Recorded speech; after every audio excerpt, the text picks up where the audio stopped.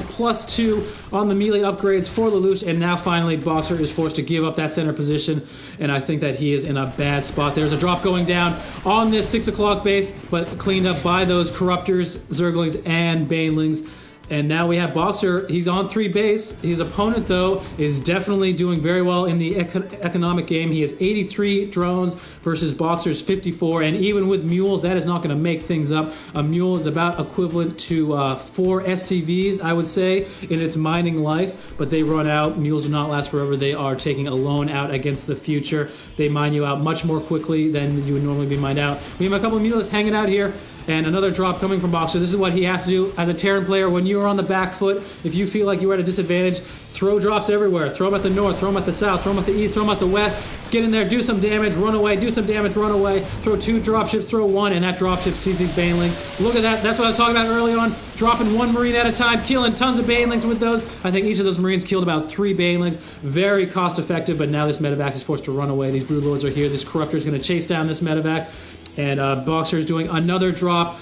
More Marines coming in here. Not quite a full medevac, but with those, with the stim pack and the healing, it's going to do very well. But there are Banelings waiting, and those Marines are forced to get back into the medevac and run away. And I'm not sure what BoxeR is going to be able to do here. This has been some great control from LaLuSh. He's leaving little contingents of Banelings and Mutalisks and Zerglings, along with his Spine Crawlers at each of his bases, shutting down those drops. And BoxeR is going to have to take a 4th base. He realizes that he is behind in the economic game, but he has a strong position on his side of the map. This is a very tough position for the Zerg player to break. These chokes here make it very difficult for LaLuSh to move in, and we'll see he can just catch the edge of that army. He is not sure of the composition, but look at the strength in here. Tons of Corruptors, good number of Infestors, tons of Broodlords, tons of Zerglings, and now we have him creeping once again. All those creep tombs have been destroyed, but now they are getting back in there.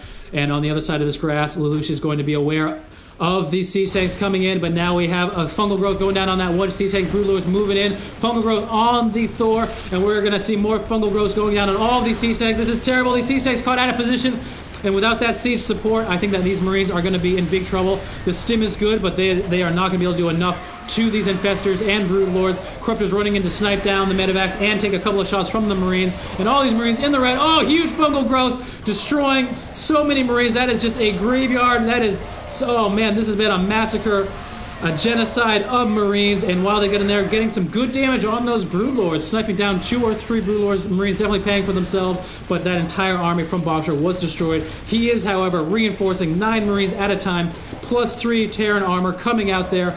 And he is not able to take the center position, but he's doing a lot of damage, holding that Zerg swarm back. But BoxeR realizes that he is not going to be able to win this game. He has been out-macroed, he has been outproduced, and I think that he has been outplayed in the center section. There are just too many troops coming in. The fungal growths were too good. The Broodlords were in great position. The Zerglings moved at just the right time, and more importantly, LaLuSh stopped all those drops from going down. And I think the critical moment, if I can say, was the Mutalisks running rampant in the production structures of BoxeR's base. I think that maybe caused quite a bit of a downfall. Certainly supply locked him, and it prevented him from creating many more units at a time when he needed them most. Wow, what a game. We're going to move on to Game 4.